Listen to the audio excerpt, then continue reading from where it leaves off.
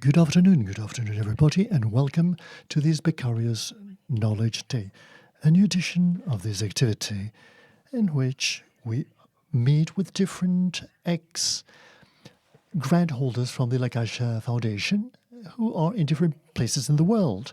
And we are here together to listen to the voices and to know what they are working on, always around a topic. Today we will talk about beauty. And my name is Silvia Bravo, and I work for the Audit Media, and we give support to the Caixa Foundation in this wonderful program for ex-scholarship holders of the Caixa Foundation. Before starting, let me tell you how we'll work. I'd like to introduce José Miguel Pulido, who is the president of the ex-grant holders from the Caixa Foundation. Welcome, José Miguel. Well, thank you, Sylvia. Good morning, everybody, and welcome. Welcome to this new edition of the Becari's Knowledge Day. We are more than 150 people registered, and I think this shows the interest for this sort of format. And, well,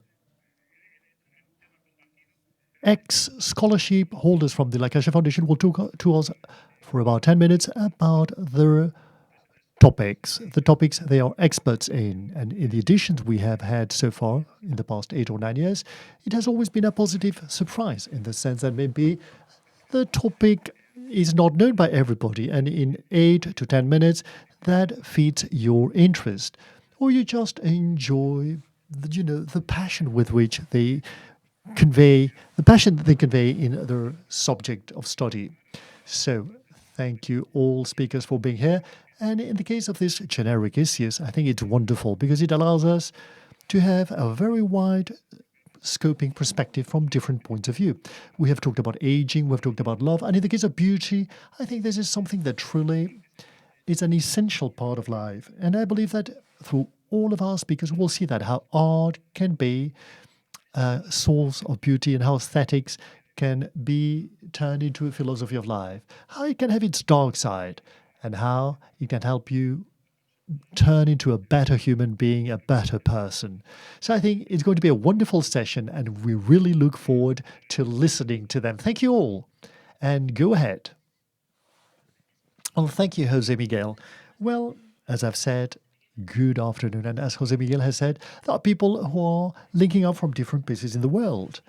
So it may be good morning for those of you who are in other geographies. Let me tell you how this works, just in case it's the first time you are in one of our sessions. These are short presentations, and then we have a couple of minutes to ask questions to the speaker. You can send us your questions through the chat box,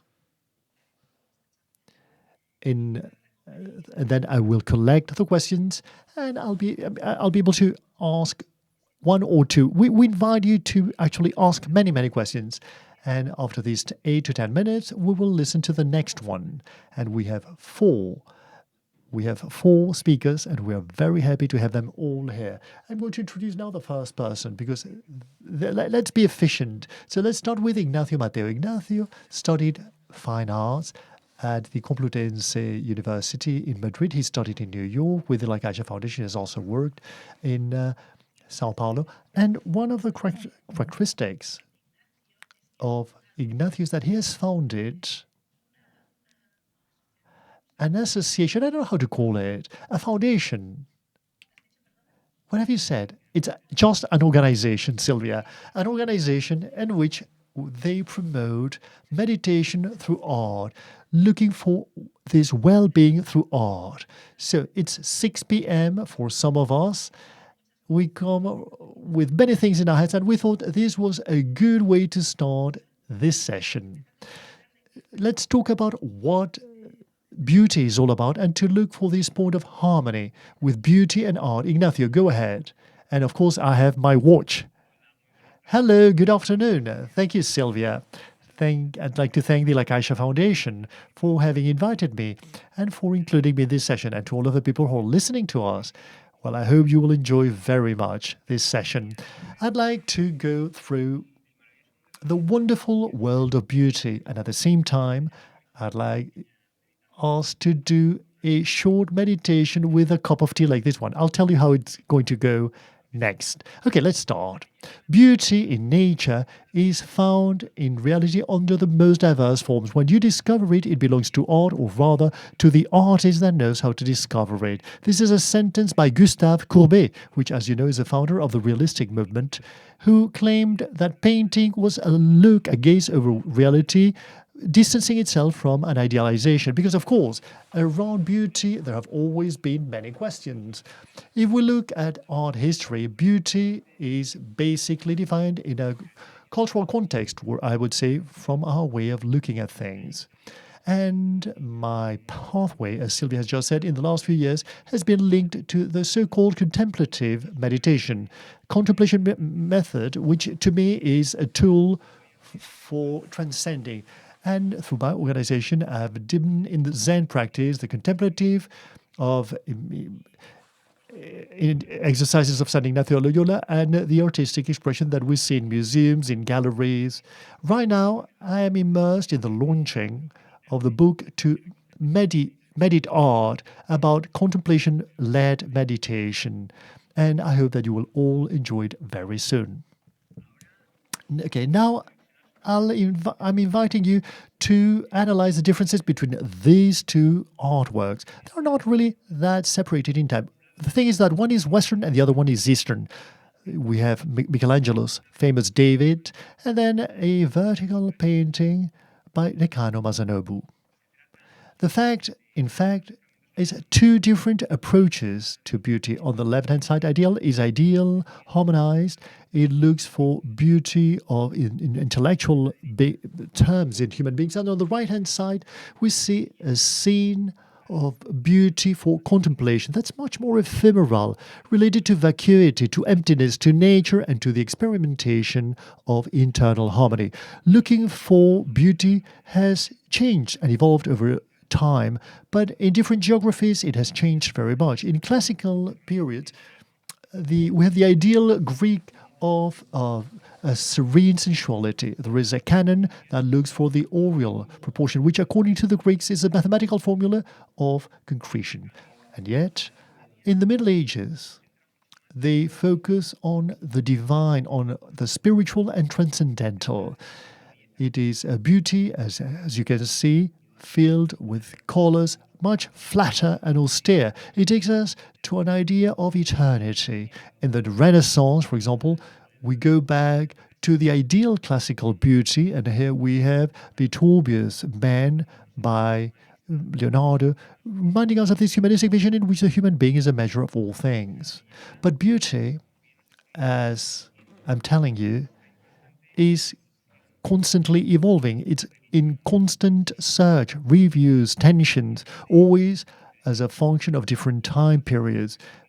Philosophical ideas, religious ideas, political ideas. For example, these images, we go from the exuberance of Baroque to the sobriety of neoclassicism, to which successively other styles respond, like Romanticism, Realism, Impressionism, all the way to the avant-garde, in which we break up with traditional canons and everything is questioned. The idea of beauty as harmony, proportion, or imitation of nature is questioned, giving rise to new forms of expression. What's provoking, thought-provoking, conceptual, subjective, and even, as we can see here, what's just plainly ugly. And currently, what is going on? Well, this is a question. Are we already saturated with this perfect beauty generated by AI? Let's go back to the East. I'm very much interested in recovering the idea of other types of beauty that's above human beings, the beauty of nature. Like this monochromous landscape by Frank Wham, one of the great painters of the Song dynasty. Here we see beauty as emptiness, as suggestion and contemplation. What's beautiful is spontaneous, and it is allowed to be expressed as it is. What I suggest now is to do a meditation to learn to accept and enjoy simple and imperfect beauty through this teacup that's like belonging to the Mokumbanya period in Japan. This piece allows us to enter in the atmosphere of Wabicha through the tea ceremony.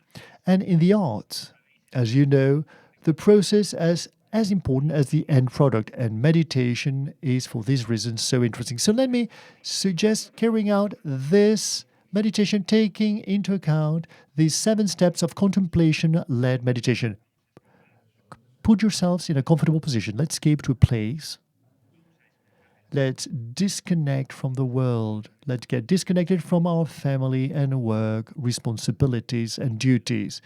We have already chosen the motif, which is this teacup.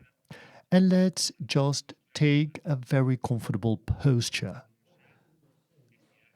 Let's actually put our back in a straight position as if there was a string holding and pulling us up. And let's relax our muscles, putting our feet well grounded on the floor, the hands on top of our legs, relaxing our body slowly. So let's keep a beginner's attitude. And let's be aware of the present moment. Let's not move the past, let's not anticipate the future, because oftentimes this is what makes us suffer. We are here and now. And let's just contemplate. Let's do this meditation and enjoy the artwork. Let's start examining the cylindric shape of this cup. It's Raku ceramics. They prefer handmade pieces that actually give rise to spontaneity and gesture. When we explore the sensuality of these Japanese aesthetics, we need to understand the transitions between light and shadow. With the right attitude, it is then possible to find beauty in the patterns of its shadows.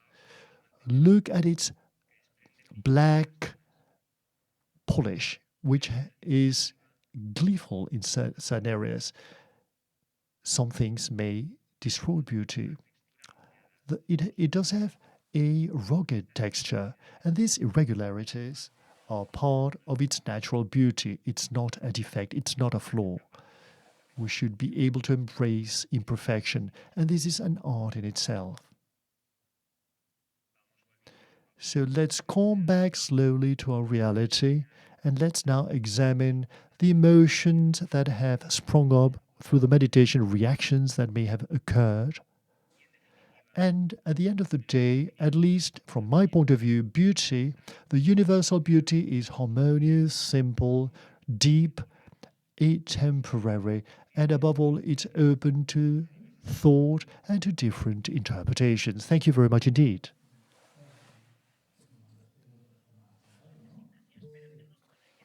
Thank you, Ignacio. I hope that this meditation has not taken us too far. And given that we have time, we can ask different questions. There is a question from the audience. You have said that this is atemporal, but at the end of the day, we do have a receiver. To which extent it's objective or subjective? To which point that there is a component that you add to this perception through your experience? That could be a question that's asked through the chat box. And I was wondering whether through your experience you have found different types of artworks, specific artworks that do not allow us to contemplate. I mean, there is a certain barrier against beauty in those artworks. Yes, indeed. Well, art is something so wide-ranging that anybody may feel it in a different way. I always say that with regards to meditating, and we all meditate in one way or another, I do believe that we have to look for an artwork that stems harmony, a minimum amount of harmony, a certain capability for order, and it should have meaning for the spectator, because we're so diverse and we're exposed to so many stimuli and so many images that at the end, each one of us knows what attracts us or what can give us greater peace or less peace.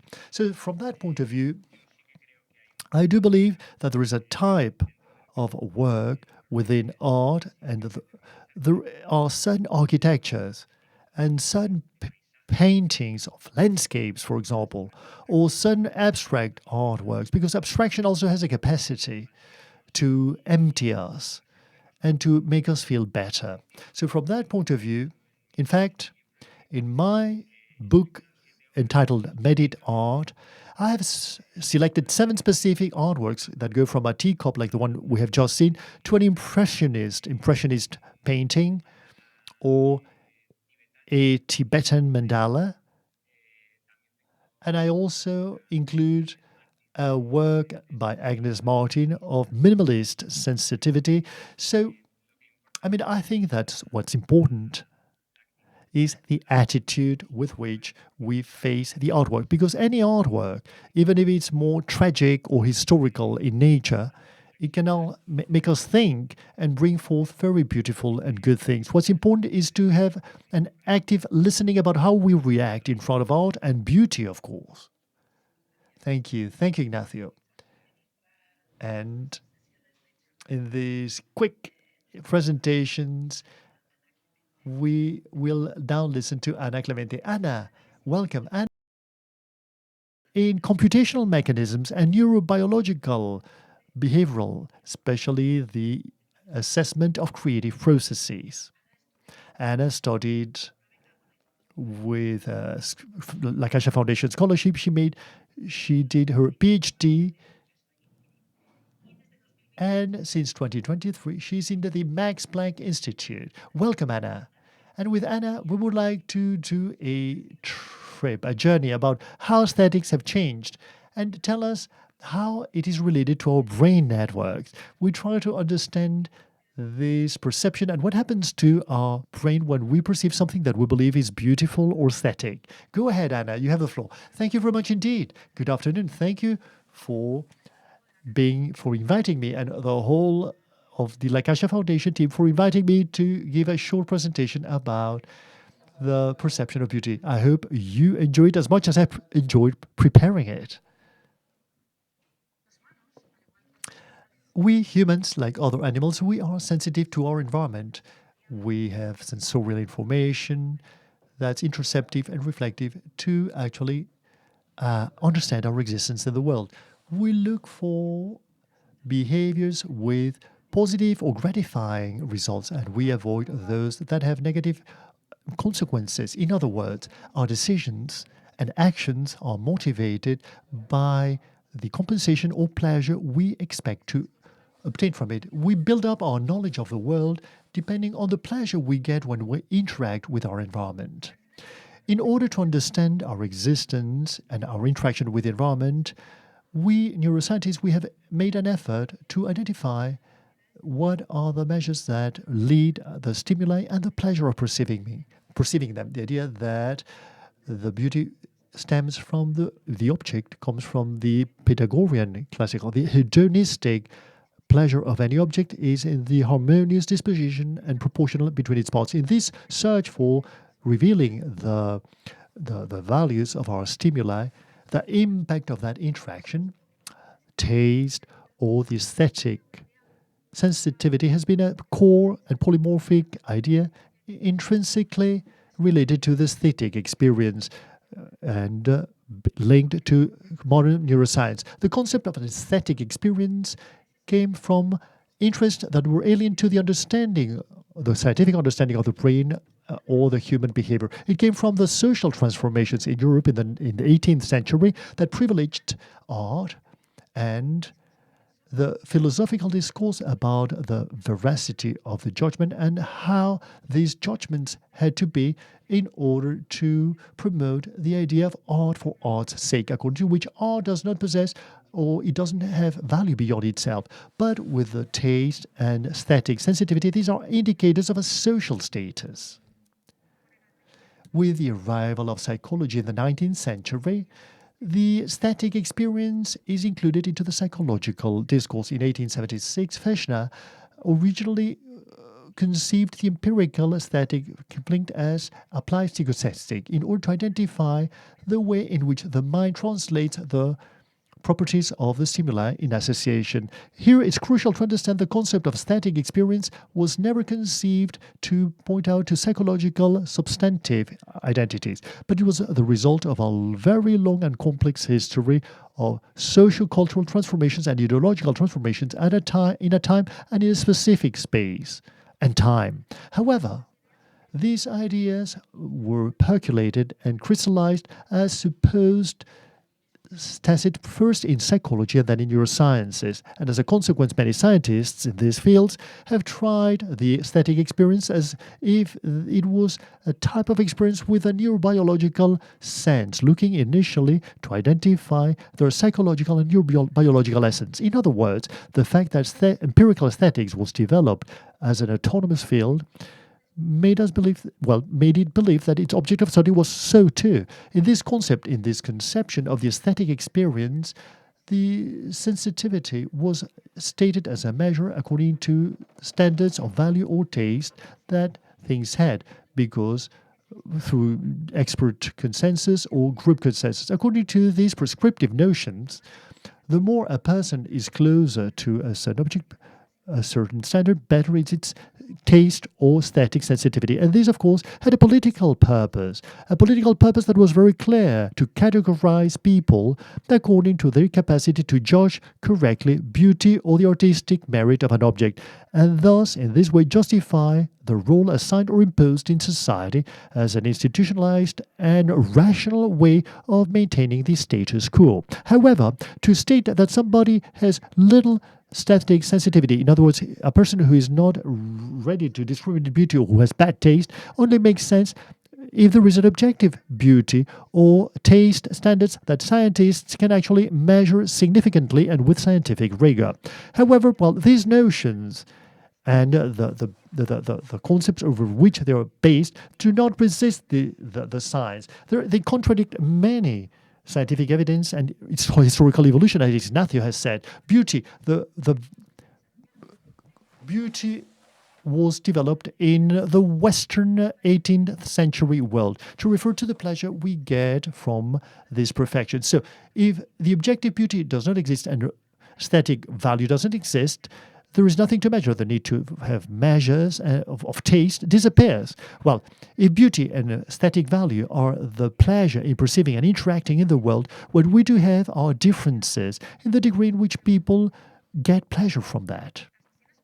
The prescriptive notions that I mentioned about the experience and taste sadly do not contribute to solve critical issues with regard to the pleasure we obtain in perceiving and interacting with the environment. For example, why do we love what other people hate? How is it possible that we like something that in the past we disliked, and the other way around? The fact is that each individual brings forth a unique experience to the assessment of a stimulus. So it's a mistake to assume that to apply general text with a group of experts in a specific culture at a specific time imply a uniformity or about universal laws and a matter of adhering to a norm or to a rule. It's exactly the opposite. They hide a very big variation in the interaction between the stimuli, the individuals, and the contextual factors on how we value and how we interact with objects and ideas. In fact, what is known as aesthetic experience is nothing else than a hedonic evaluation, a cognitive capacity, a crucial, which assigns hedonic values to stimuli, not only cultural in art and music, but also food, sex, social behavior, and economic transactions. In addition, there is a psychological or neurobiological sense that marks a category that separates what's aesthetics from what it is not. From a neuropsychological and biological perspective, aesthetics do not exist. What does exist is the experience, the outcome of the motivated behavior. What exists is what we call the hedonic foraging, the hedonic behavior according to which organisms look to monitor pleasure in an iterative way. This hedonic pursuit places the animal in a continuum of processes that are basic and that we share, like feeding ourselves, or cultural or sophisticated activities like creation and artistic perception, and also the dimension of the philosophical or scientific research. This very same principle of search and hedonic evaluation generates both the behavior of a worm that has a gradient of nutrients or anyone when we create or appreciate art. Thank you very much indeed. Well, thank you, Anna. I was about to telling you that you have been talking for 8 minutes, so perfect. Wow, a few seconds below. Excellent. Very interesting. I don't know whether we have any questions in the chat box. I had a question whilst listening to you that came to my mind about the fact that aesthetics do not exist, that we create them through our experiences. And I was also thinking about this evolution you talked about in time. And I was wondering, the current music expert or art expert has a trajectory of a very varied trajectory of aesthetics. Is this something that you have studied? I don't know to which extent this cumulative aesthetics, to call it like that, means something, or it's changing our way of seeing and understanding. Well, in fact, this is an excellent question, Sylvia, an excellent comment, because all of the cumulative background we bring forth to the experience, part of that background is our previous experience. And in this case, the expertise component, the fact that you're expert in something, that you have had a lot of contact in our knowledge and a lot of thinking and a lot of meetings with certain types of stimuli, changes completely, not only our way of perceiving them, but also of interacting with them. And even I would go as far as saying that it's something that truly changes our brain. It changes our brain, not only structurally, but also functionally. In other words, for example, musicians, those who live in the world of music, we develop the auditive cortex. I would like to get into technical details now, but let's say that a musician's brain is different from other people's musicians, from other people's specifically, because they have had a development. They have developed a plasticity that has been changed through their musical practice and their meeting with these stimuli to process them more efficiently. And at the same time, of course, this affects as well our way of digesting these stimuli from a computational point of view. We have some models, some cognitive models that are much more accurate, much more precise and demanding with regards to what's expected. What can we predict about what we can consider as music, as valid, as pleasurable in a musical context? Well, thank you. Thank you. How interesting. Well, exposure to art in all of its diversity and dimensions, music, painting. Well, at the end of the day, it improves us as human beings. It makes us gain brain plasticity. And it's probably very useful for other things as well. Let's now listen to Lorena Bragg, who is a biotechnologist and a psychologist. She studied first biotechnology, and then she was in Strasbourg, Bâle, and Freiburg. She had a PhD with a grant from Caixa, and now she's a professor at the European University. And with Lorena, we wanted to make a leap forward. Well, we have been talking about how there is a connection, a link between our brain and what we perceive as beautiful or aesthetic. We have spoken about it in positive terms. Let's now make a leap forward. Things that may happen to our brain condition that we do not see beauty or that we see differently compared to other people. And Lorena will talk to us about the relationship between brain disorders and food disorders, and how that actually creates affects our perception of beauty. Lorena, you have the floor. Well, to start, thank you very much indeed for inviting me. I'm so happy to be here and to be able to participate in this session. And it is true that I'm going to change topics. Instead of speaking positively, I would like to say that there is a negative side to all of this, and I'd like to recover some of the things that have been said by my colleagues. For example, Ignacio has made an overview, a very good overview of art and the evolution of art from the East to the West. We have a different concept. So to start, beauty. How do we define that beauty, and what does it imply for us as society? In general, the way it is defined in the dictionary, it is said that to look for perfection in its form or shape, something that's pleasurable for the eyes, for the ears, and for the spirit. This is a very wide-scoping definition, and Anna has said there is nothing good or bad in itself. It all depends on the experience we all have and how we perceive those stimuli. And it is also true that precisely art tells us that it's a concept that's continuously evolving. Without going any further, the ancient Greeks, they called something beautiful, something that was harmonious, with a good proportion, with symmetry. However, through art history, this concept has varied very much. And we can see other artworks. Rubens, for example, he represents human beings with movement, with abundance, with fleshy shapes, without being concerned about harmony, proportion, or symmetry.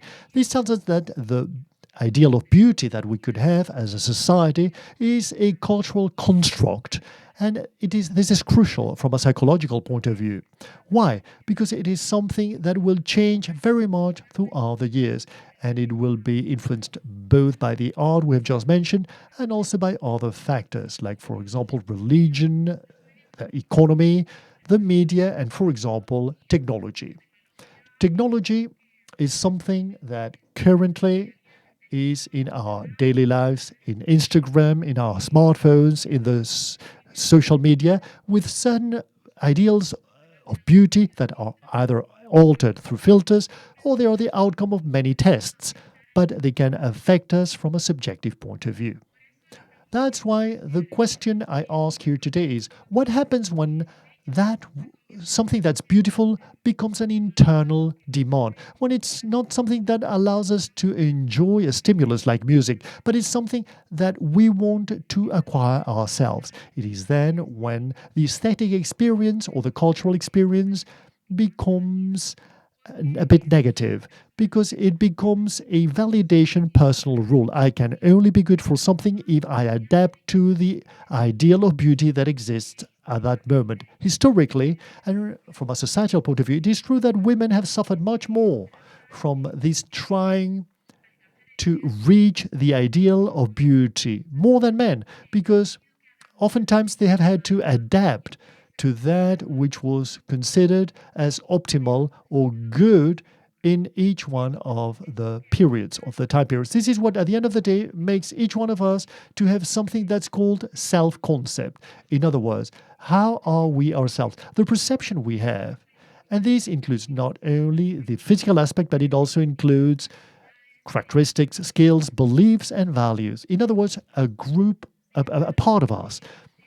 However, within the self-concept, there is another term that's very important, which is the bodily image. This is the subgroup, or it is sub-classification that we can have within our self-concept that's especially relevant for some types of pathologies, as we have seen in our research, like, for example, in food disorders. At the end of the day, this bodily image is not something how a person looks at him or herself in a mirror and looks at him or herself in an objective way, and this is a significant point. It is how that person perceives, feels, and thinks about his or her own body. And here we're reducing this concept to the very physical aspect. But it's important to say that just like everything else, it is not something objective. It is not something that we can measure in an objective way. It will need to be processed by the brain, and therefore we will have a subjective value associated to what we perceive. In that sense, we can distinguish between three significant dimensions of the bodily image. The first one is the perceptual one, in other words, with which accuracy do you perceive a person in terms of shape, size, bodily components, the hair, the arms, the height, the weight, all of the things that can be a bit more objective, but that we can not lose sight of the fact that we perceive it through our own senses, some of which can be altered. The subjective dimension, which are the attitudes, the feelings, cognitions, and assessments or evaluations with regards to our body. Here we're constructing an opinion, and that opinion stems oftentimes from this perceptual dimension, and to compare it with the ideal of beauty that we have thought about, either through art, TV, the media, or the social media. And here we give it a value that can be positive or negative. And then finally, the behavioral dimension. Here we will react in front of these subjective dimension that we have. There are behaviors that may cause the perception of the body and feelings that are positive. I accept myself and I'm very happy with my bodily image. Or in the case of some disorders and some specific pathologies, it can be negative, and it can take you to a generalized alert that can be very damaging for the person's health. From a neurological point of view, when somebody looks at him or herself in the mirror, what that person sees go through a number of filters. When I'm going to speak in simple terms, okay? At the beginning, when we look at the image, what happens is that the visual cortex, through the eyes, will be able to process the image in an objective way, i.e., what am I seeing and what are the shapes and forms I perceive. In a second step, this information will go to the insular and the parietal lobe. Here we compare that image with the internal perception of the body. An internal perception of the body means how I feel. In other words, the self-perception. And then all of that information will go to the prefrontal cortex, which values cognitively all of this. This is an integrating effort. It will take information from many different parts of the brain, it will compile it, and it will create an idea about what it considers to be a self-concept or a good personal image or a bad personal image, and that assessment, that evaluation. And finally, and this is crucial, the amygdala and the limbic system, they will assign an emotional score to it. With the analysis of my prefrontal cortex, I will have associated some specific feelings that, as I've said, can be positive or negative. In a generalized way, in any behavioral disorder, there can be failures in some of these flows. To start, there could be a visual bias. Here's when we look too much at our defects or flaws that we believe we have, and we exacerbate them. There could be a dissociation of the internal perception, in other words, a distortion, the typical image that we have found sometimes, in which there is a person that's looking at him or herself in the mirror and it has nothing to do with reality. And then there can also be a very rigid self-evaluation, and this is related to the prefrontal cortex. It is very much related to perfectionism. I have to be very close to my ideal. And finally, this emotional uneasiness that can provoke anxiety, shame, or fear. The behavioral results can be very varied. And I'd like to say that there is a significant difference. To have problems with our bodily image does not necessarily mean to have a perceptual distortion. In other words, to look at myself in a way that's not what it is. And it should not be confused also. To have problems with your bodily image does not imply that you have a food disorder, a food behavior, or a food intake disorder. Psychology is a continuum. These are not closed categories. A person may have certain problems without reaching this pathological point. Basically, let me end by saying and by thinking about this concept, this ideal concept that society imposes on us, or it pressures us consciously or unconsciously. And let me say that what's important is the subjective assessment that we make, both from a subjective point of view and from a neurological point of view. And this is what truly produces a pathology or a normotic state. That's all. Thank you.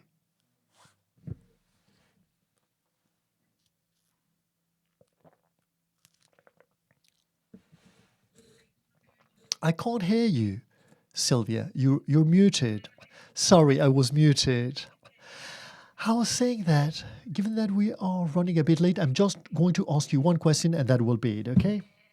Okay, well, let me start out from a question that was asked in the chat box and that I have not collected on time. The person in the chat box said that the fact that we perceive a landscape as beautiful or ugly, somehow it is related to the production potential of it.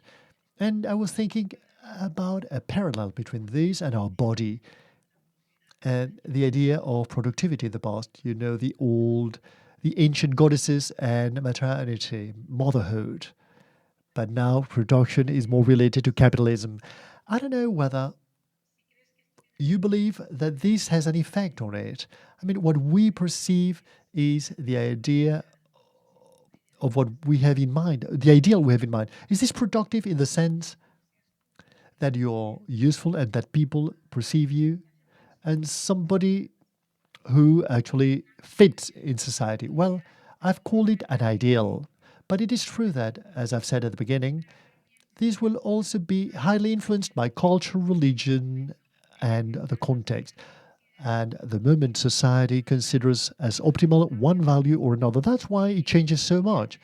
The ideal of beauty in women, in men, etc. Of course, I think this is highly influenced by the context. And now, just like beforehand, as I've said, motherhood for women was what's most appreciated, the highest value. Now it is the production part in a capitalistic society in which men and women both work, and those values have changed. And of course, this will change. And it's not going to be the same of what it was a few years ago or in the future, because it will evolve and it will vary as society evolves. Well, thank you very much indeed, Lorena. And now let's listen to our fourth presentation. This is being a wonderful journey. We started out talking about beauty, and we have now gone through aesthetics and now mental disorders. And let's end with another mental disorder. But you see, we will end with a positive note. And our fourth guest is Víctor de la Peña Arteaga. He's a medical doctor. He's a researcher in mental health. A long road has brought him all the way here, starting as a physician originally at the King's College with a master's degree and then a PhD with a Caixa Foundation scholarship in Barcelona. Now he's a researcher at the San Pau Research Institute. Víctor will talk to us about a question. Why is a person who suffers from depression unable to enjoy beauty? What's the relationship between beauty and well-being? Víctor, you have the floor. Excellent. Thank you very much indeed, Sylvia. Well, indeed, I'm going to try and answer this question, and I'm going to link up with what my colleagues have said. And I'd like to bring about what Anna has just said. Now you'll understand what Anna said is highly relevant to the message I want to convey to you. So the question we want to answer is, why is it that depression does not allow us to enjoy beauty? Okay, let me start. To talk about this, the first thing we need to do is, I want to make a short introduction about what depression is all about. Depression is an illness that we all know well. It's a highly common illness, unfortunately. Unfortunately, it's becoming increasingly common. Here, there are some statistical data that are quite alarming about depression.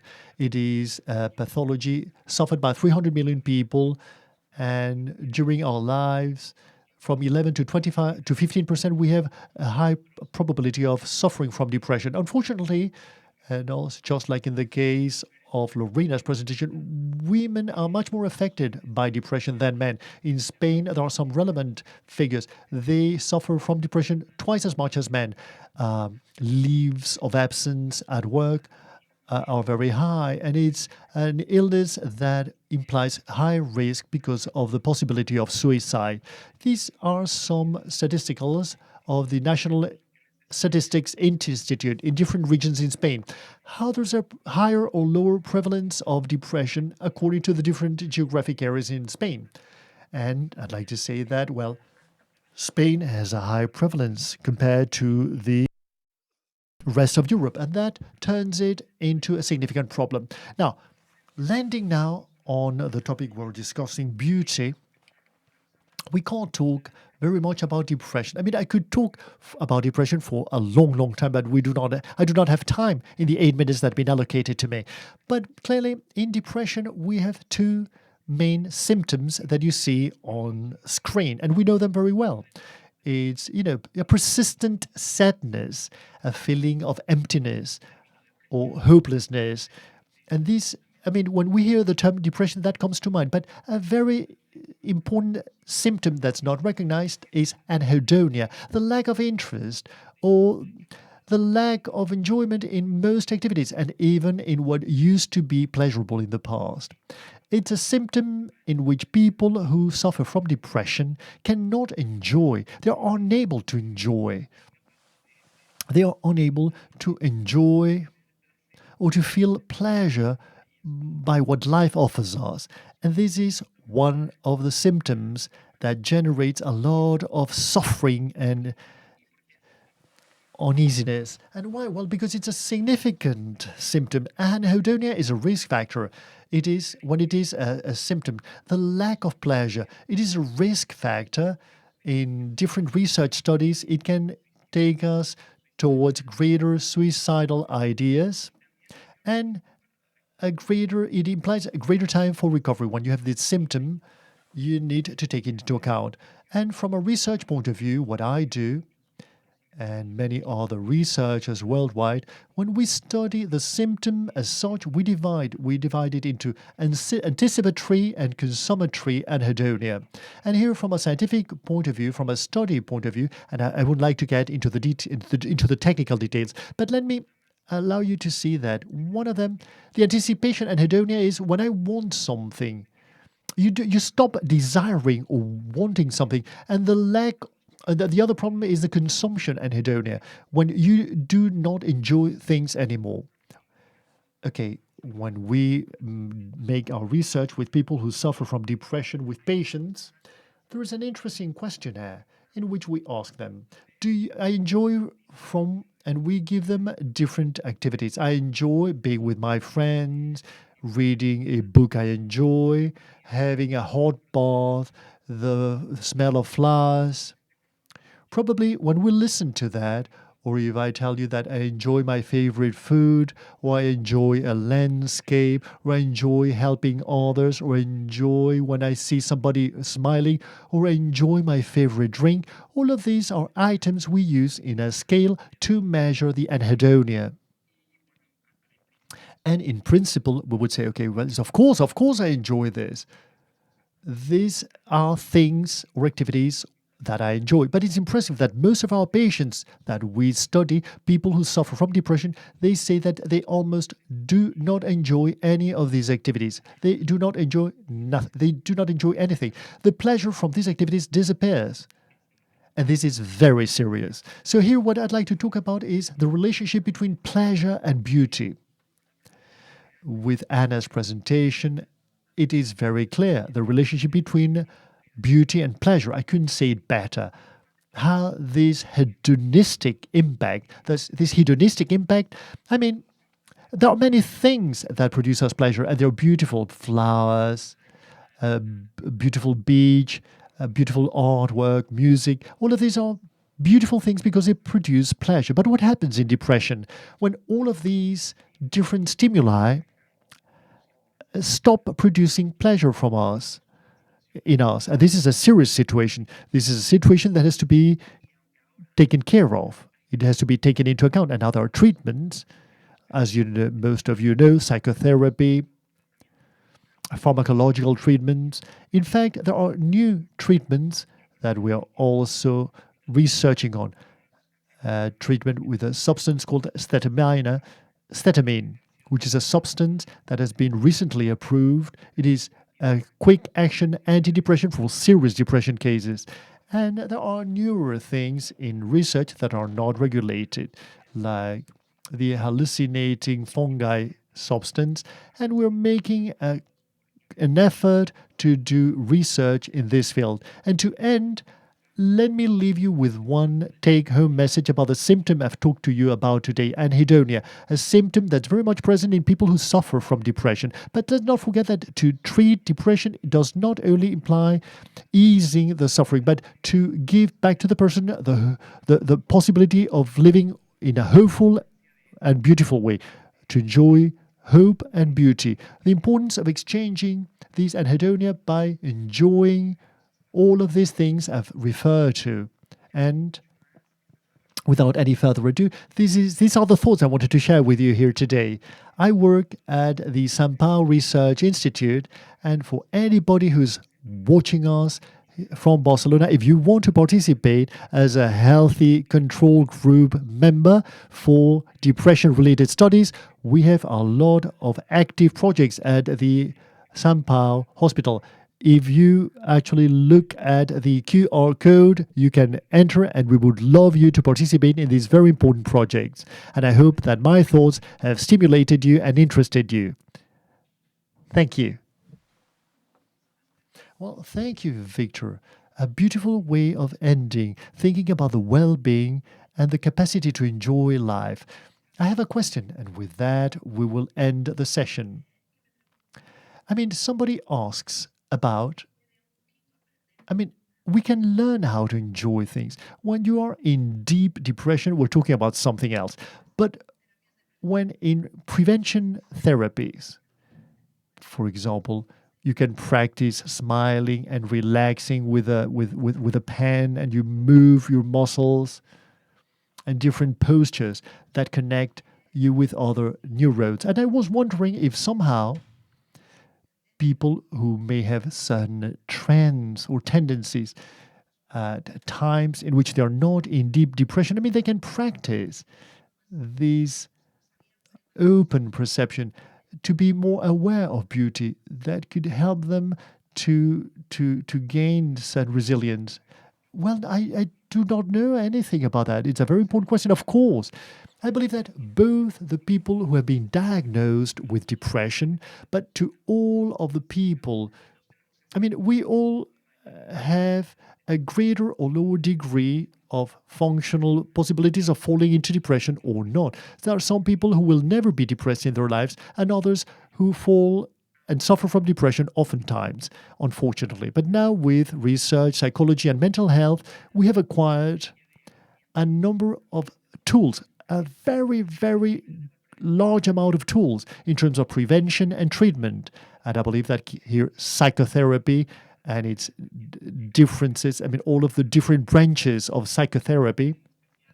And I'd like to mention especially, given our previous sessions, musical therapy. All of these are tools that we have at hand, different types of therapies that we can each one of us take for exactly that, so that we do not lose the hedonistic impact, as Anna has said, things that cause pleasure to us.